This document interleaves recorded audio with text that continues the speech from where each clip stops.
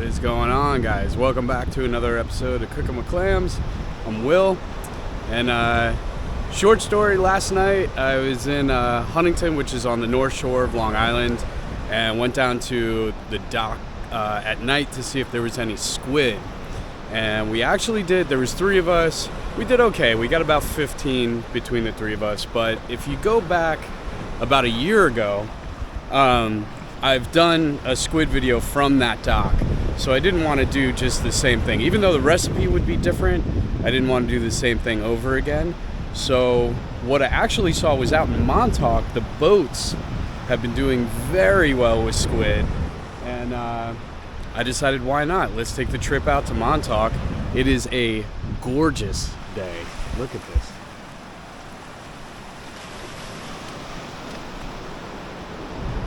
Very little wind, just a little bit, not a lot of swell out there. So it's gonna be a good night. The boat goes out, we're going with ebb tide fishing, and the boat goes out around 7:30. So I got a couple of hours to kill, and then once it gets dark, we'll head out on the boat. I'll show you my rig setup and everything now because I don't know how well the footage will be later because it will be nighttime and I didn't bring any lights or anything to bring on the boat. But I'm gonna take in a little Montauk sightseeing and then we'll head over and start fishing. We're gonna take a quick walk down to the water, but a quick little piece of trivia. Oh, there's a rabbit. Quick little piece of trivia. If you are a fan of the show Stranger Things on Netflix, go ahead and search the Montauk Monster and Plum Island. And it's what that show is actually, well, not based on, but it's what they wrote a lot of the show with that in mind.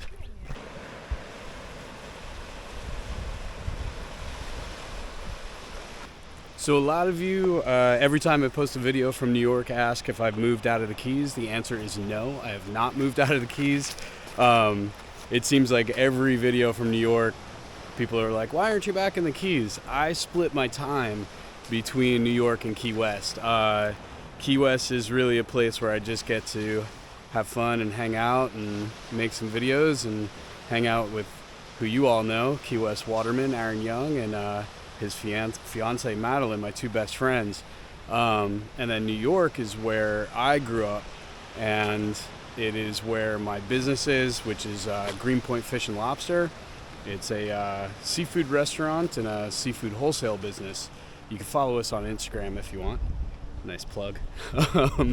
But also, you know, my family is here, my mother is here, and every year I try to do a couple of months up here and then a couple of months down in Key West and then travel in between. But so if you're new to the channel, it does bounce around a little bit between New York and Key West. It'll keep doing that for as long as I can do it, and I hope you enjoy both aspects of the north and south of the East Coast. All right, so we're at the dock here, and I just want to show you the setup here for squid fishing before it gets completely dark out and I can't show you. So it's basically a high-low rig, and you have here squid jigs.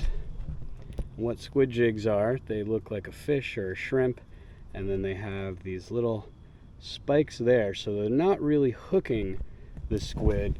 What they're doing is that the squid come in to grab what they think is a shrimp or a fish.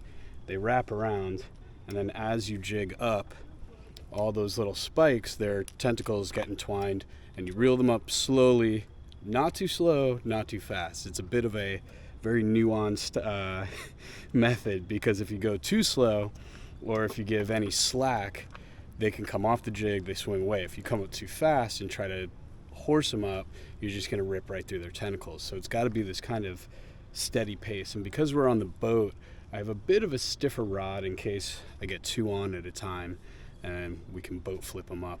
And it is really fun. If you hit a big school of them, it is some of the most fun fishing, and the fact that I absolutely love squid to cook and eat. So I'm looking forward to tonight. All right, so what do we have? We have porgy, 고기, 씨베. striped bass, No, and 씨베. oh, sea bass. Yeah. Oh, beautiful. Good. And then whiskey. Yeah. Korean ginseng whiskey. Ginseng wicks. Yeah, Korean ginseng. Okay, okay. Good. Yeah. Sit down. No problem. Let's see. 고등어 저렇게 먹으면 회 맛나요? You know, that's one of my favorite things about fishing is the people you meet. And I just went over by the boat to see, you know, if they were ready or leaving early or anything, or if leaving at all in case we didn't have enough people for the trip. And those guys were a trip, man. They were like, sit down and eat. Come on. You got to eat. It's just awesome. So I'm going to grab my stuff and have a drink and a bite to eat with those guys before we head out.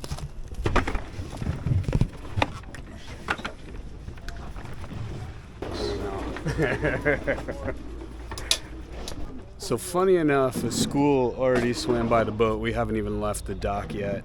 I didn't get my jigs down fast enough, but you know, the jigs come in different colors. I got blue and green on. Some people got orange and pink, and we'll see what people are catching with, and then we'll switch up. I have orange and pink with me, so, and depending on the size, squid can be very finicky, very finicky. So fingers crossed they're just turned on and frenzied.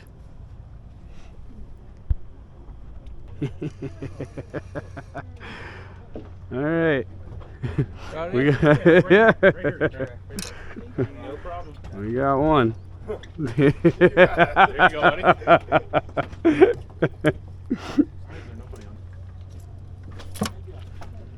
All right, we're one in.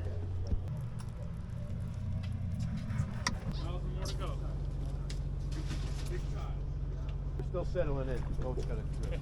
I've had 3 hits that I missed so far, so. That's unacceptable. Right.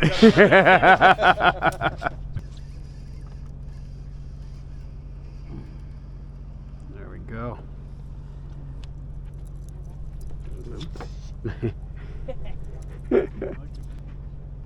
You got that Hollywood drag on.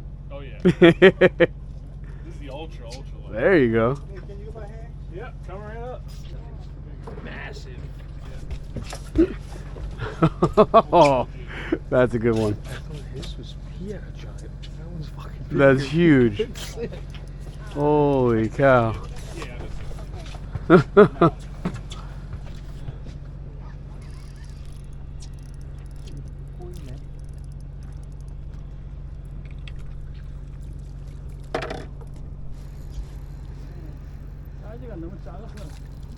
There we go.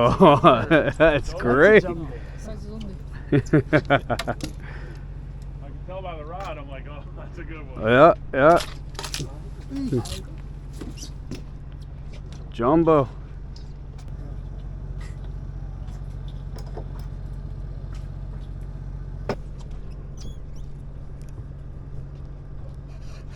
There we go.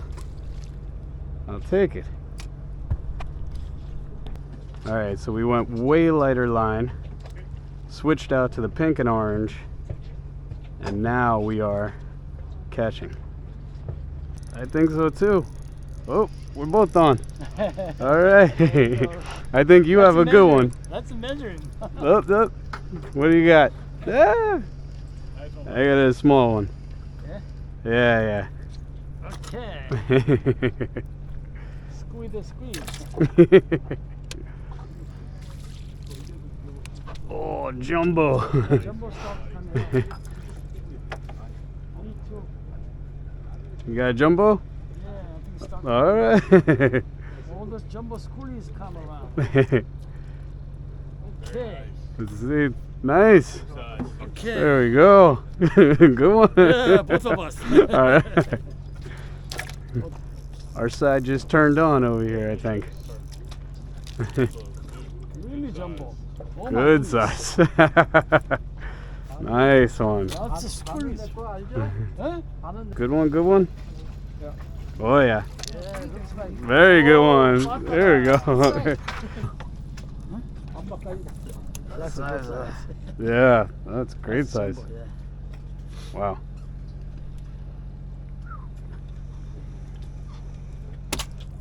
Double. My first double. Double. All right.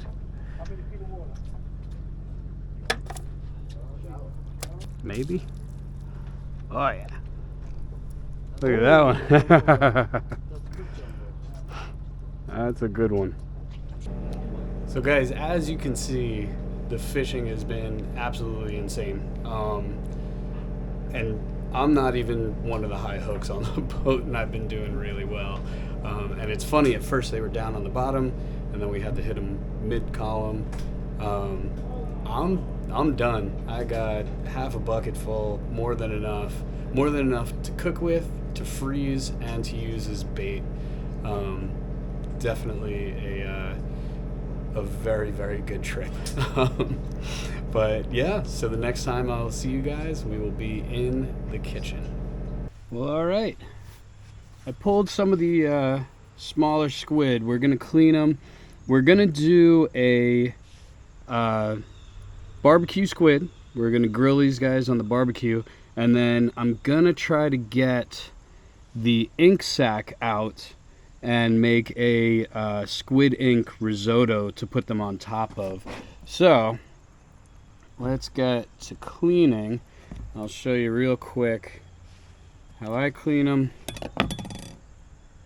And they are sometimes messy, but if you pinch at the top, give a pull, everything should come out. And whatever doesn't come out, we will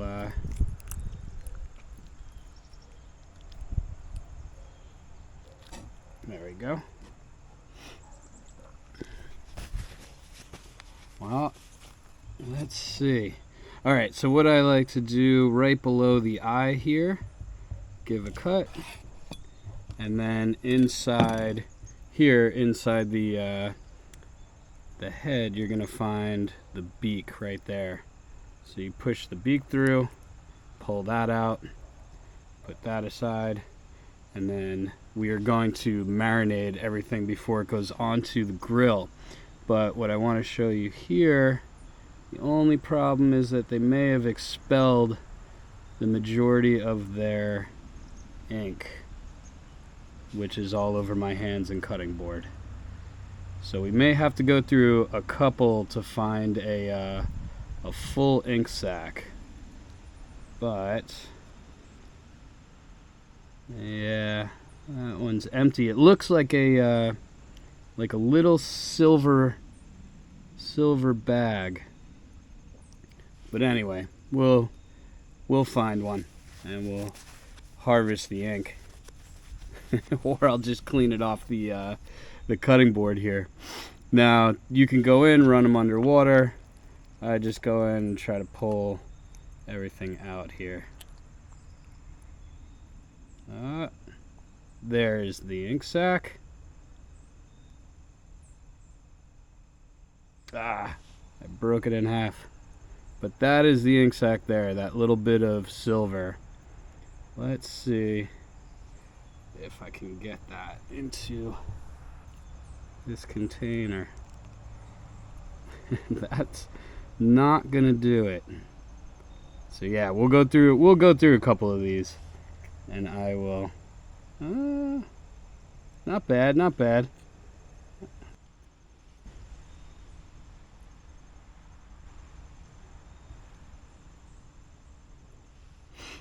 Might take a while, but I'll get some. Now I'm gonna leave these, actually, the skin on. A lot of people, wow. Wow. All right, well, at least I know there's ink in there. If I could get that into the cup, I will be doing really well. We'll keep trying. A lot of people take the skin off. I'm actually gonna leave it on for what we're doing. And that's pretty much it. I would run this underwater. Oh, also inside there is what's called the quill. And that is this piece here that looks like a piece of plastic. And it is the squid's only structure. And that's it. So you could dip it in the ink and write out a note. but I always find that to be one of the coolest things. Alright, let me get a little bit cleaned up here, and we're going to try that again on another squid to get that ink sac out in one piece and hopefully expel the ink not on my hand but into the cup. Okay, so I devised a little bit of a system here. That is the ink sac there. So we are going to cut it right above without puncturing it, and then cut it right below. And what I'm going to do is take this entire piece and put that into the risotto and mash it with the spoon rather than trying to squeeze everything out, because I know all of the ink is in there. So we're going to put that piece into the risotto, and that is what is going to give us our squid ink without covering my hands and cutting board and everything else. So let's see. I grabbed the big one to see if the ink sac will be a little more pronounced. Okay. So I'm gonna try to separate with my finger.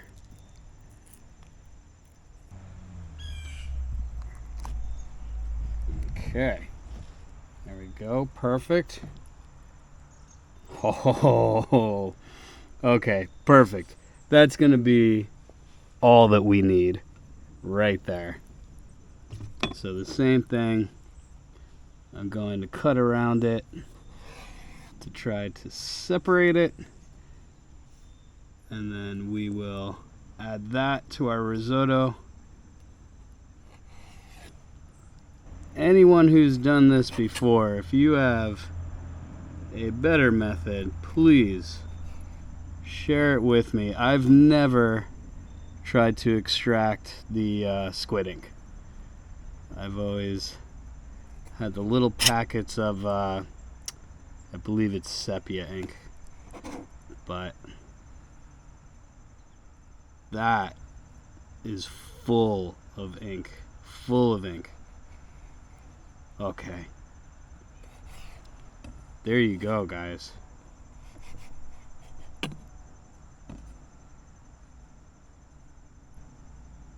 Trying not to burst it.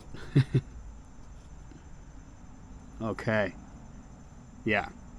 So we're going to put that into the risotto, hit that with a spoon, and that'll explode and put all of the ink into our risotto. So I'm going to put these aside. Let's make our marinade. Okay, so now for our marinade. Just so you know, also I went inside and all I did was just rinse these out real good underneath the faucet and sprayed out anything inside that is undesirable. So now I'm going to use black pepper, white pepper, a little bit of paprika, some seasoned rice vinegar, and some olive oil. Now if you notice, I'm not putting any salt. The reason why is because if I put the salt now, it's going to draw out moisture from the squid, and that's going to make it tough and chewy. So we're going to salt them the minute that they go onto the barbecue. So just give those a quick mix, and we'll put that aside, and we will make our risotto. Okay, this is going to be a very straightforward risotto, with the exception of the squid ink. So just a little bit of olive oil. Some people say put in the rice cold with no olive oil. I put in a little bit of olive oil. It's okay. So you want to use arborio rice. Arborio rice has a higher starch content than normal rice. and you're not rinsing it off or anything. You want all that starch in there, because as you're stirring it, the starch starts to break up, and that's what's making the risotto so nice and creamy, is the starch of the rice. So it's very important that you use arborio rice. So we're just gonna toast the rice just a little bit, and then we're gonna add onion, chopped garlic, a little bit of white wine, butter, and then I have here some chicken stock that my mother made. So we'll add that 1 ladle at a time, and then when it's all cooked through, we'll add the Parmesan cheese and the squid ink, and hopefully, if I'm right, the squid ink will spread throughout the risotto and turn it a nice shade of purplish black. Okay, in with our onion, in with our garlic, nice old piece of Irish butter, and our white wine. Once the alcohol in the white wine cooks off, then I'll start adding my stock 1 ladle at a time. And you want to do it nice and slow. Risotto is a labor of love. It takes a long time.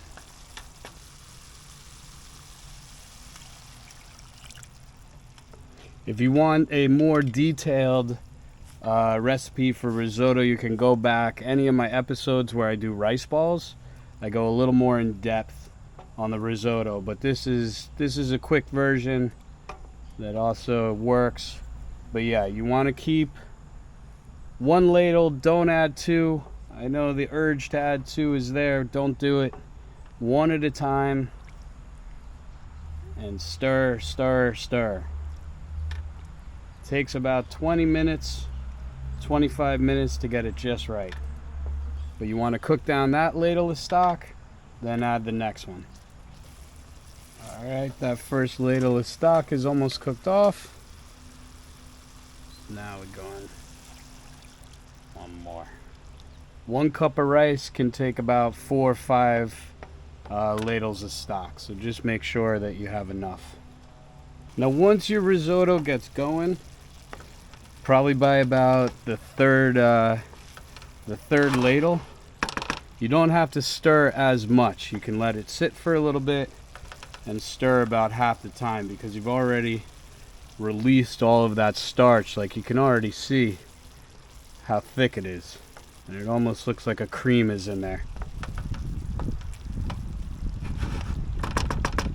I had another idea too that I'm gonna do right now, actually, is if I take a little bit of this stock and put it inside with the ink,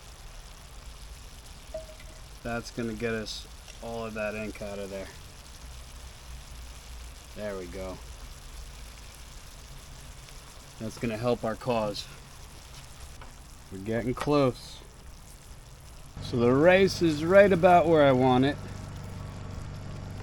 So now I'm gonna add my parm. And just in time, there's somebody mowing their lawn right behind me. I swear. 24-hour lawn care in Long Island. But the parm's gonna thicken it up, so I like to add it before that last ladle of stock is cooked off, just so I can see if I need to add any more. Stock, I mean, not parm. Alright. And then just a little bit of salt, because the parm is in there. That's plenty salty. So just a bit. And now we're almost ready to add our squid ink.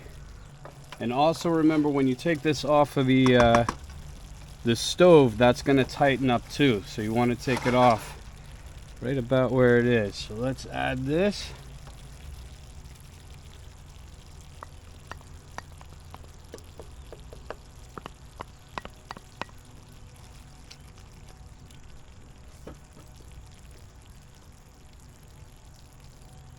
Oh yeah, that was full of ink. Yes. Yes. Oh, that's perfect. That's beautiful. Oh, Oh, that's awesome. That is so awesome. Okay. I could not be happier right now. That is amazing. That one sack had so much ink in it. All right. Let's get our squid ready for the barbecue. This is done. We're going to put it aside. I'm going to leave it in the pan there. If we need to loosen it up at all, you can add a little bit of stock, put it on the heat again, and loosen it up. But I think this is going to be just fine when we come back to it. Oh, that is beautiful. Oh, that's beautiful. Okay, so for our squid, we're going to skewer them. Tentacles first.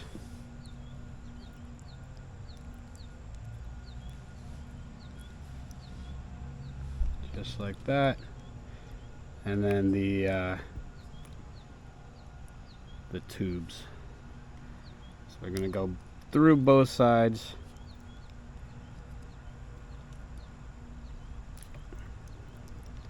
And this is just so that they sit nice and flat on the barbecue. So our tentacles, I might even skewer that one just to make sure we don't lose it on there. All my skewers are ready. Let's move over to the barbecue. I already got my coals nice and hot. Wow, I forgot to put the legs up on that one. We'll put them up top. Otherwise they'll fall into the grate. Okay, my coals are ripping hot. So these are gonna cook. These are gonna cook very, very fast. And remember, we didn't salt them, so I'm gonna lay them down, salt them real quick. We'll give them a flip. And I have a feeling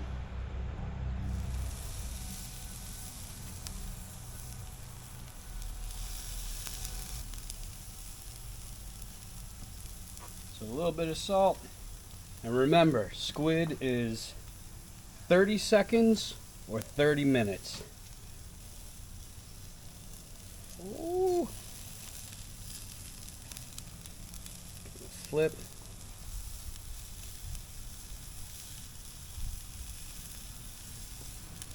Give them another turn. I just want to make sure those tentacles get cooked through. Okay, I think that'll do it.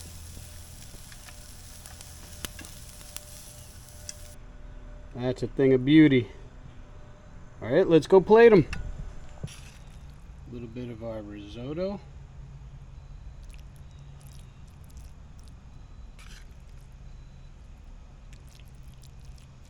I could not be more happy with that risotto. That is perfection. Now they should slide right off. You know what? We'll leave it there just to leave it pretty. And a couple of parsley leaves. Parsley gets a bad rap, I think, because of old Italian joints. They used to chop it up and put it on the plate. But it really is an amazing herb to lighten up a dish and make it just absolutely delicious. And I like to not chop it up until there's nothing left of it. It's a very nice overlooked herb. And then these are Calabrian chilies. They're cured, so these are spicy but also a little bit sweet. They're fruity, very, very nice.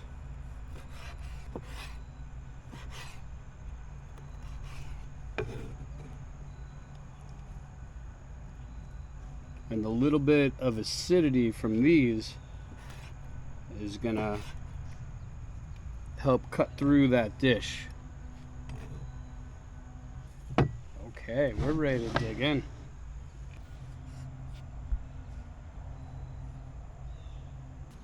All right, let's dig in. Guys, I'm wiped. I didn't get home until 3:30 in the morning. I am shot, so I am so excited. I'm excited about two things. I'm excited to eat this, and I'm excited that I didn't get one spot of black ink on my pants. So that it's very important. I did get some on my hat, but that's from last night. But okay, first into the risotto.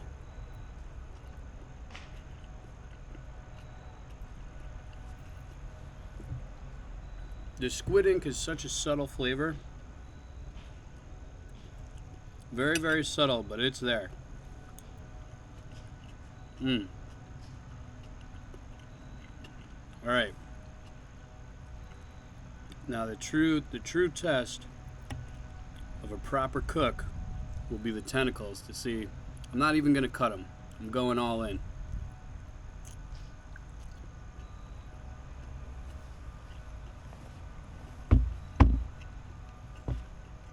Tender. The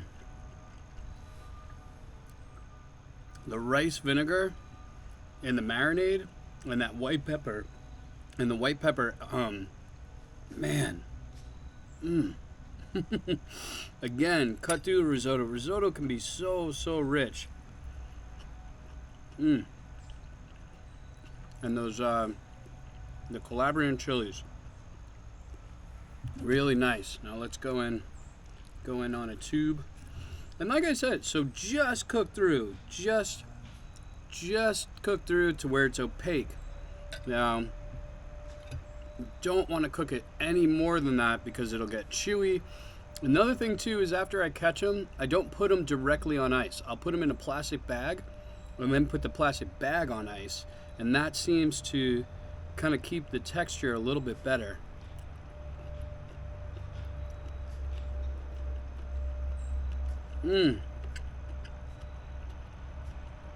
That's a home run. That was worth the 5 hours in the car. That was, my gosh. If you guys ever get the chance to go squid fishing, I know it's a little goofy, but the payoff is amazing. And now I have frozen squid that I'll probably do fried calamari with, just because once it's frozen it can get a little bit tougher. I have bait for striper fishing, which I'm going to do this week, and I have more fresh squid for a couple other things. So I am beside myself with how excited I am, and learning how to take out that ink sac. That was a learning experience. I've never done it. I've always pulled them out and discarded it, and I've never thought that there was enough ink in them to actually flavor an entire dish. But alright, I'm going to stop talking with my mouth full. I'm going to finish these, and if you're wondering where the other two went, I already ate them. But man, that's a good one. And if you're wondering, the skin absolutely doesn't change the texture whatsoever. If I had them even lower down to the coals, that top skin, that purple, would have burned right off. You wouldn't have even noticed it. But the bigger ones, I will peel it off. It's just another tedious task. Cleaning squid can get kind of tedious, so that's why I wanted to use the smaller ones and just leave that skin on. But thank you for watching, guys. Thanks for coming along. Thanks to my new friends on the boat that fed me sashimi and ginseng whiskey. Appreciated that. That kept me nice and warm. And thank you to just another incredible, beautiful fall day. It's amazing. I'm beside myself. What a great night, and what a great day today. And thank you guys for coming along. I'll see you on the next one.